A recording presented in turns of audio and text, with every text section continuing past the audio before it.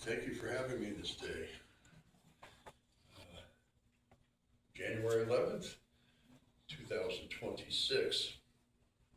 I must say you are here at an inaugural talk on this subject. I've never spoken about it before. It's like a new discovery, if you will. And just a little preamble to introduce you to who I am. As you know, I'm a spiritual geographer. And various names are geomancer, dowser. There's a lot of permutations of this term. It was used in China, it was used in England, and it was used by the church to determine where to place a church or a temple or any such religious place. Also in China, it was used to place pagodas and places of power that would support the ancestral worship that they practiced. But this particular study that I've just completed or been working on, I'm working on a book on it right now, on the Jesus alignment, started back in 2010 when I was kind of getting a little tired of all these wars in the Middle East. You know, there was just this endless war that was happening out there. And I was, oh, why is this? Why? You know, I mean, it's kind of like my inner child. How come? You know, I'm always wondering why this is happening. And so I look for patterns. And, that's what a geographer is. They just essentially look for patterns in the world. And so my particular contribution to this way of thinking are earth rings and ley lines. Now, I use the term ley line loosely. It's often spelled L-E-Y, but I spell it L-E-I, as in the ley that's given you when you arrive in Hawaii, because many of these ley lines have volcanoes on them. So the ley of Hawaii is an honor to Pele. So, it's just kind of an homage to Pele. So what I've discovered is that there are many alignments that happen just kind of coalesce by themselves around the planet. And they can be of peace, of war, of spirituality, of, it's essentially, ley lines are alignments of nature and culture across space and time. So this particular problem that I saw coming out of Israel and such, I decided to look into, well, what is the origin of all these issues? I knew that Christ Jesus, he came to Israel, and it should be a place of peace and freedom and all kinds of stuff, but it's just seemingly just the opposite. So in my research, I looked into the Dome of the Rock, and in that book, they cited an ancient curse that was placed upon the Canaanites of ancient Gaza. And at the time, there was a city called Ashkelon there, and it was a fortress city with a big spring, and kind of they couldn't take it out. And so the Egyptians, at the time, it was part of the Egyptian empire, and they were looked at these Canaanites as being outside of the Ma'at, which M-A-A-T, which is the order of things.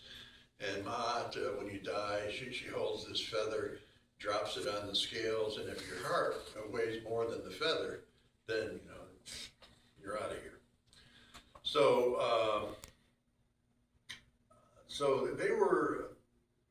they couldn't stop them from practicing this abomination they called monotheism. But what they were practicing was a worship of Baal at the time, and in that practice they were engaged in human sacrifice. Mainly of the firstborn child. And, that is an abomination. So they were trying to stop that, but they couldn't break the fortress.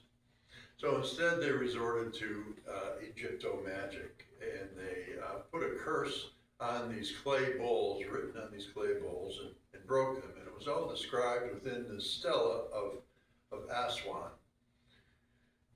And in this book I read on the Dome of the Rock, it cited this as one of the first mentions of the Canaanites. in this area of the world. So, well, okay, God's like, well, that starts out things. And then, in my pattern mind, I look, well, what would be the next place? Well, Jerusalem, of course, it's been a bloodbath, Crusades and Muslims and, the Mongols, everybody came through there wanting to destroy it. And so I said, okay, well, what's the next one in line? And in projecting this line across the Middle East, there was this series of cities, Amman, Jordan, Baghdad, Kabul, Afghanistan, Islamabad, and in between there, just recently, on the same line, this little town called Fordo, which is where the Iranians have their nuclear plant underground that we just bombed, the American government just bombed.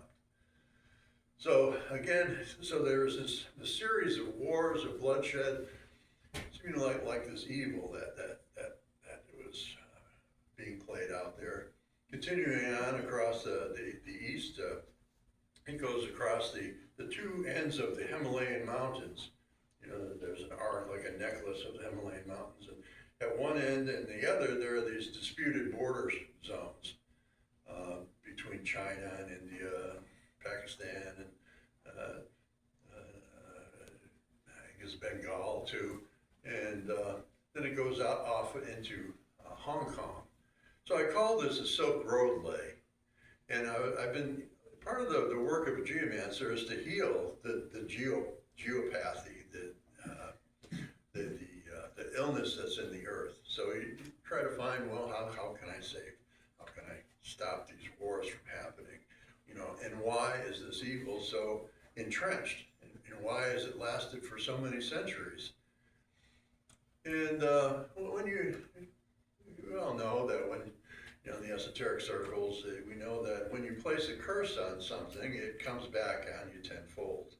So when these Egyptians placed this curse on them, on these people, it came back on them, and that was the end of the Egyptians. And but Islam is very much a part of the Egyptian temple complex, in that there are these ley lines that come off of the Great Pyramid, and the southeast ley line that comes off the edge form of the Great Pyramid leads right to the Kaaba in Mecca. So that's part of this radiance that emerges out from the Great Pyramid. And in the pattern language of geomancy, you can see how there are all these wars and conflicts. Like for instance, contemporarily, Ukraine and Sudan are equidistant from the Great Pyramid and north and south of the Great Pyramid. Again, two ley lines, the Nile Meridian, or the Nile Meridian is called. So, all this comes into play.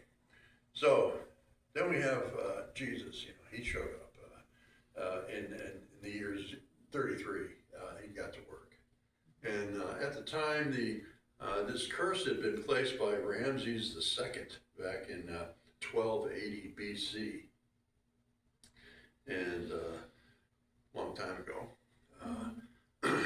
So there was a lot of conflicts that are described in the Old Testament that attest to this type of kind of attest to the wording of this curse that was placed on the land. So it's my feeling that the healing of this ley line, this Silk Road ley line, where the Mongols came down, where all this commerce happened between East and West. In fact, the Silk Road went right by the house in Nazareth where Jesus lived his life. Working as a carpenter. I'd see people from all over the world.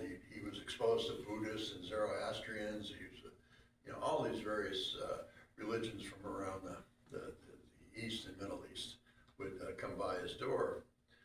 He's also part of the Essene culture there within Nazareth. And all of those influences were, I guess, supportive of his work. So I said, well, okay, I was very hesitant to look into the life of Christ Jesus because, being a good Catholic boy, probably not the best Catholic boy, working with this type of stuff, but, I didn't want to create any offense or, I guess, get the ire of the church up again, because I guess there's a memory from past lives of the Inquisition, and it's within it's within the consciousness of all of the world, if you will. The Inquisition lasted for 500 years, and when something like that happens for that length of time, it tends to get just right in the consciousness of humanity, and so I was hesitant, but finally, I'm part of the study group looking at the work of the lectures of Rudolf Steiner, and in that he was, it was about the gospel. So I've been very enmeshed in the gospels, and I think reading this kind of loosened up these thought forms and made me want to have another look at Jerusalem. So the big event of the resurrection, the redemption of the world that happened on Golgotha, the great mystery of Golgotha took place, and it's a matter of record. I traced his life backwards, if you will, back to when he was baptized. So there was this the life of the Christ happened in the last 3 years of his life. That's when he kind of took on that mantle, from the baptism to his crucifixion. So walking backwards, we go through along the Via Dolorosa, which is the road of suffering that he took with his cross through Jerusalem. And so that's interesting. Via Dolorosa has a straight line in it, the only straight line in Jerusalem. So the Romans were, keen on, but the straight line went parallel with the northern wall of the Temple Mount. So the Temple Mount was also aligned in the same plane. So taking that from Golgotha and matching that parallel line, it goes right through the porch of the Gentiles, where Jesus came when he was 12, and he was recognized by his peers. All the Sanhedrin and priests and wise people of the temple were all hanging out, getting his teachings. And it was on that same porch where he flipped over all those tables, really, getting the wrath of the same people. We got to do something about this guy. He's a heretic. He's depriving us of the coinage that's so important to the continuation of the temple. So continuing on, we go through the east gate and the east gate of the temple, and on that east gate is where Jesus entered on Palm Sunday. Following further eastward, we go through the Garden of Gethsemane, where the Garden of Agony, before he was arrested, and that's where he was arrested. Further eastward, it goes through the Mount of Olives. That's where he gave the Our Father that we pronounce and sang this day, that we've been saying since the past 2,000 years, the same Our Father, still resonating with that Mount of Olives. So seeing that, I said, well, it's like, if this is really a ley line, it has to continue somewhere. And following it out, I found that, it goes through this place called Bethany across the Jordan? What is that? And that ended up being where John was doing all his baptism. So here's this straight line. It's like it's like the finger of God, coming through the sand. So we walk backwards, forward would be from the baptism to the crucifixion, going through all these events of his life that are so iconic. So any good ley line, continues on somewhere. So I projected that out as far to the east to find something that it was of physical form that could, it's culture and nature that gets rooted in a ley line. And this, I followed this out 2,700 miles to this mountain called Kailash, Mount Kailash, which is this mountain of Shiva in the Himalayas. And Kailash is also recognized by 5 different religions as a sacred place. So now, this is big because there are 2 places on Earth that are honored by multiple religions, and that's Mount Kailash and Jerusalem. So, it creates what's called an axial-tonal waveform, if you will, between the 2. So, so we have these big religious figures on either end of this. So you got one way up high, way up on the top of the high Himalayas, and then the other one is down in the low Jordan Valley. Jordan Valley is the deepest place on Earth. It's like 325 feet below sea level. So, there's this kind of energy that brings it down and shoots it eastward with the sun, and then it gets brought into the earth by Christ, and the etheric body of Christ is entered into the body of the planet through the Jordan fault zones and the waters that are there, and the act of baptism, which was attended by the Holy Spirit and all the angels, and just to ground that Christ energy and to enliven the planet. So this would be, this would be a really good ley line to emphasize, to heal this Silk Road ley. But I've also kind of come to the mind that the Silk Road ley is there to suppress this Christ alignment that was implicit to the land. And it hasn't been lost on me that since I've been working on this project, in the news, it's been the Iranians have been up in arms, out on the streets demanding freedom, which is the Christ impulse. The Christ impulse is freedom, but in a state of morality and character, in love and goodness.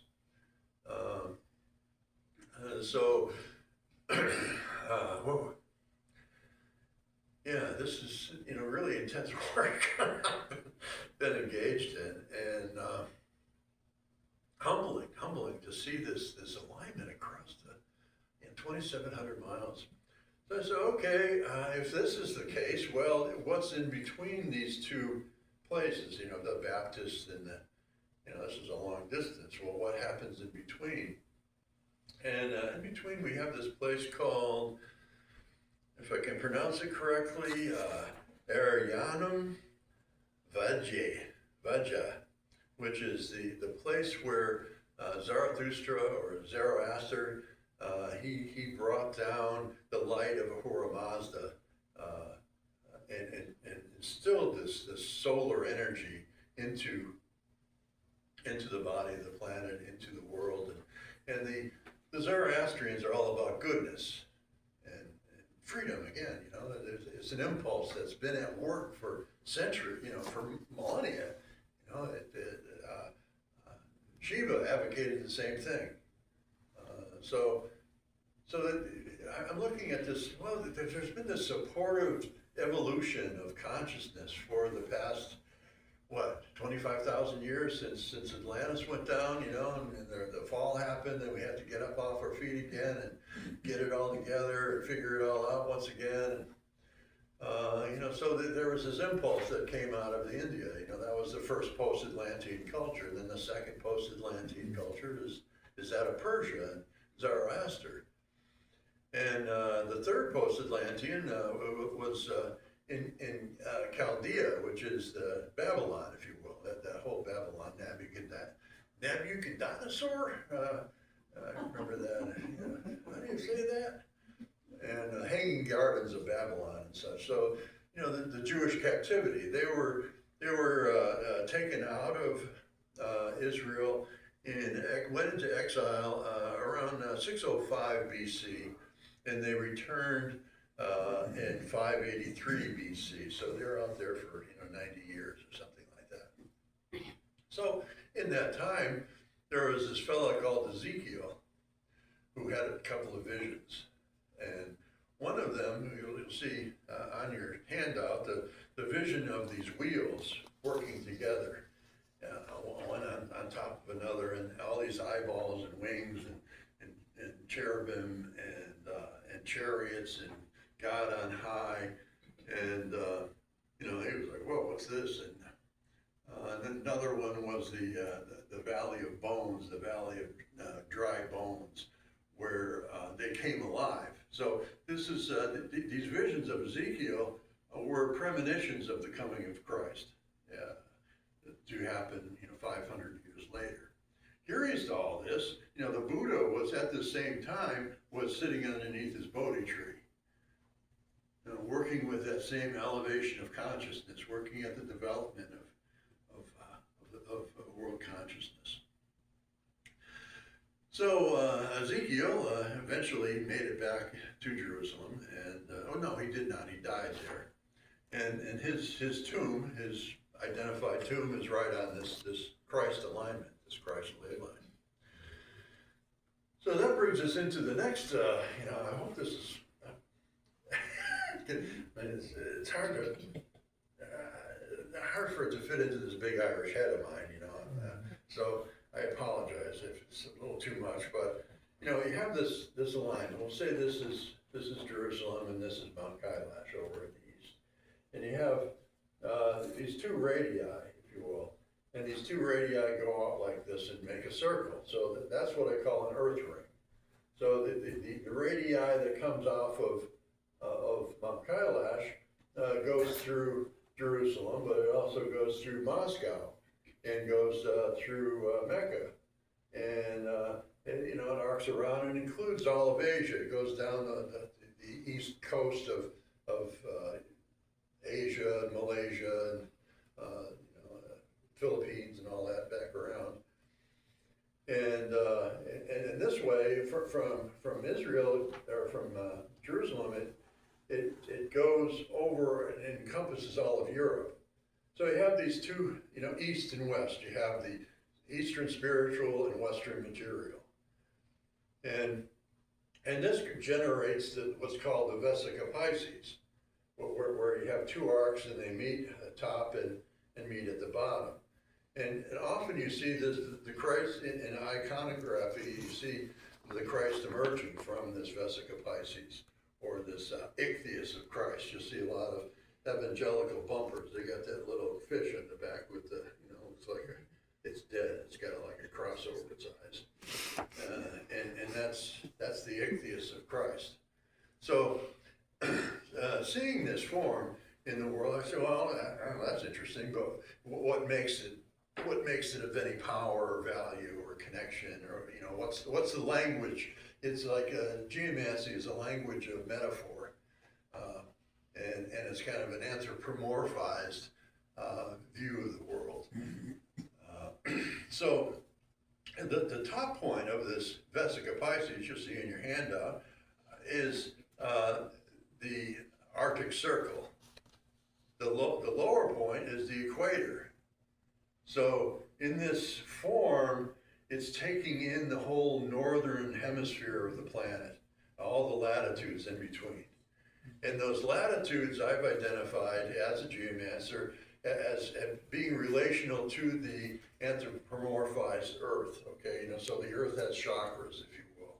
And the heart chakra is in the 30th parallel, where all the blood comes together, all the waters of the world come together on the 30th parallel or thereabouts. And these two sites, Jerusalem and Mount Kailash, are both on the 31st parallel. So they're within that bandwidth, kind of the high heart bandwidth of the Earth. And then it raises up, and you got the 30th, or the throat chakra. And that's in the 40s. That's where we live, is in the 40s. And you see a lot of civilizations coming out of there, but you also see this bandwidth of mountains, east-west mountains that predominantly exist along this 42nd parallel. And it's kind of like, like extending out from our throat chakra, we have these arms, and it's kind of like these mountains are embracing the earth. And you can see it like that. So we're on 42 plus, I think, right here at the church, at the chapel. So, it extends upward. So you have, at the northern point of this Vesica Pisces, you have the Ural Mountains that comes down. It's one of the few north-south mountains on the planet. And it's like 1,000 miles long. And it's in these mountains that the Vedic culture still exists within Russia. I don't know if you've ever read the books, The Ringing Cedars of Russia with, it's kind of like takes all the folk wisdom of ancient Russia and puts it into a book and a spiritual view of the world. Beautiful book series. So, there are two, being in a spiritualist church, there's two spiritualists who've spoken of this, both the sleeping prophet Edgar Cayce and the spiritual scientist Rudolf Steiner. And they both identified as this east and west polarity of spiritual and materialism. But they both identified as Russia being the kind of like arbitrator between the two that brings hope to the world. That's what Casey said, that Russia would bring hope to the world. And this line through the center of the Vesica Pisces, drawn by, it's kind of like drawn right down through the third eye of the planet, if you will, the 50th latitudes. It's the furrowed brow and everything, that line that's there. But if you take that line and extend it right through the entire Vesica Pisces, this is, in the name of the Father and of the Son, and you're bringing down this energy, and that line is the line of the Father in sacred geometry when you're in this conversation around the Vesica Pisces. There's an angle, there's a certain angle, that's the root 5, and another one that's the root 2, but this one is symbolic of the Father energy coming into the planet. So, here's this geomorphic form that identifies that current that goes through the world. Now, all right, so if that's happening, what's at the base of it? What's down there at the root chakra, at the sacral center of the planet?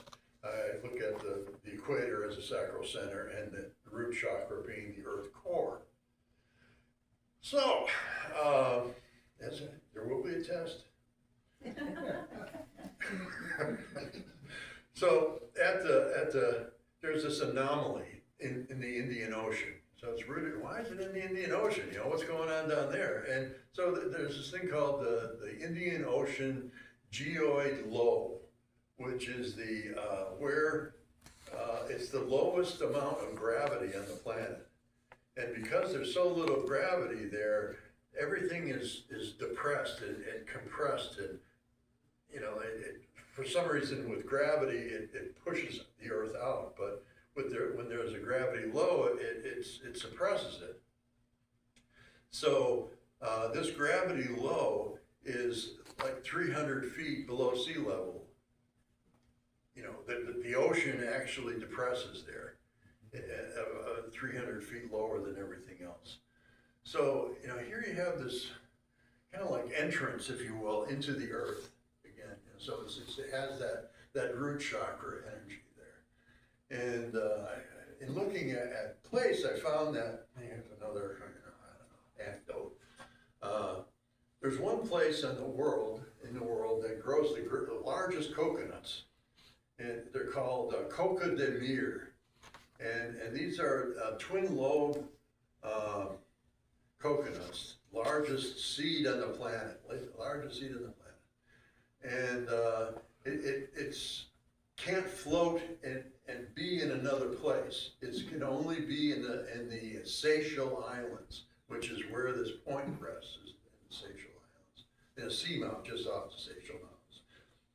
Seamount is called Coca de Mir. So it's, the kind of like the conspiracy of grace that happens to bring all these things, all these different factors into existence, had this place identified as this Vesica Pisces, but it also has this seed there, the seed form. So it speaks, the Vesica Pisces also speaks to a seed form. So here's the largest seed form on the planet. And the seed itself, I mean, it's considered an aphrodisiac because it's in the shape of a woman's bottom. I mean, it's like, and it has no air on the inside of it, so it doesn't float. And because it doesn't float, when it gets exposed to seawater, it just dies. So the only place on Earth this particular seed can grow is in this one spot. So again, that's this kind of marker that, God placed this and said, okay, look at this. So there we're looking at it. So we have these polarities going on. We have, this lowest place on the planet, and we also have this lowest physical place on the planet. Why did God choose to, bring His only begotten Son to this place, to the lowest place on the planet? Why in the lowest place? He was brought so low, and all that. It has so much metaphor and language to it. But it's my feeling that there's been evil forces that have been at work on our planet and within our own hearts. We all know that. And it was necessary for Christ to do His work through this lowest place on the planet. That's where He did most of His miracles, out on the waters, walking on waters and feeding all those folks. And Capernaum was kind of like the Sedona of the day. There were all these prophets walking around, and they were all healing people. But Jesus was, he was the main man. He was taking care of thousands, and proving his stuff and getting his following. So there we have it. There's this. It kind of gives reason and purpose that having this low point in this fracture between multiple continents, the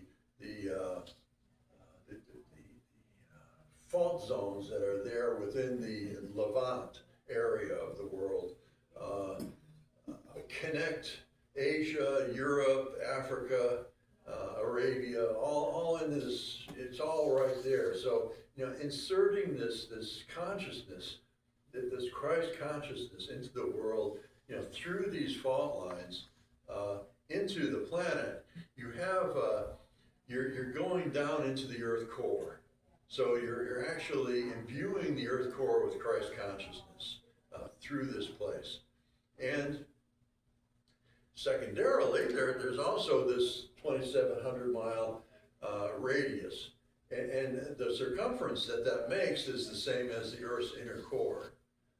And the same inner core is identified around the entire world. You can see it in the arc of Mexico, California, and it encompasses the North American tectonic plate. So the tectonic plate is the same size as the Earth's inner core. So there's this reflection from center out to surface.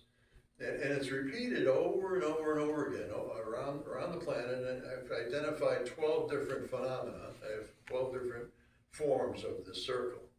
So by Christ doing the work here at this point, created a radius form in concert with Shiva, who created the same, to be inclusive, are interconnected with the rest of these earth rings around the planet.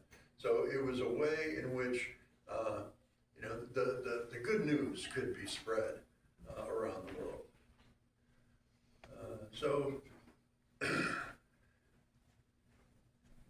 that I think is the lesson for today. And it's like holding, what I found is that by holding these ley lines in our consciousness, the human consciousness has a connection with all that is, because we are a spark of that divine light. We are soul shards of creator, of all that is, of the one source, the one force. So by us being aware of these things and being in support of this consciousness growth that has been at work since, the ancient Indian times with Krishna and Shiva and Buddha and Zoroaster. The Zoroastrians brought that energy to Israel by the three magi, that chasing the star about. So, but by holding these thought forms in our mind, by sharing them, but by making this awareness within our collective consciousness, this ley line will heal this other ley line that has been trying to suppress it for so long, and has been trying to, these evil forces have been trying to suppress Jerusalem for so long.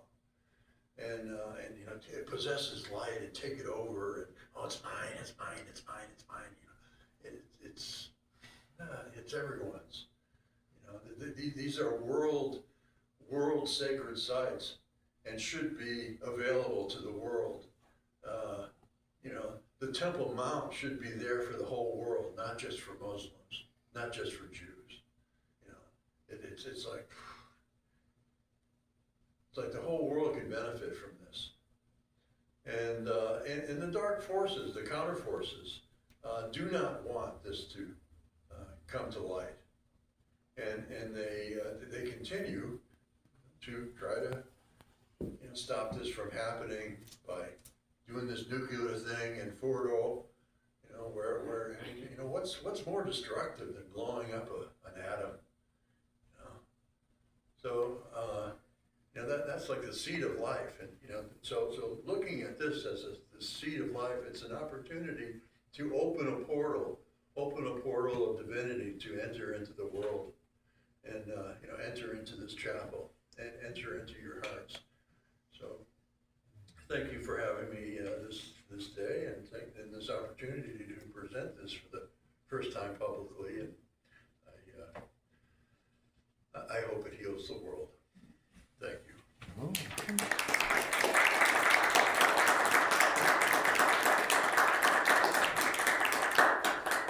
And there's more. Dessert. Encore. Back in '99, I wrote a book called Gaia Matrix. What I was looking at was to try to identify the Earth as a sacred space, as the temple, as the entire Earth as New Jerusalem, the entire Earth as Shambhala. So I set to work with this book, and I have copies of it back there next to Christine for free for you to take home. If you want to give a donation to the church, that would be, or the chapel, that would be great. But yeah, thank you. Thank you. Thank you.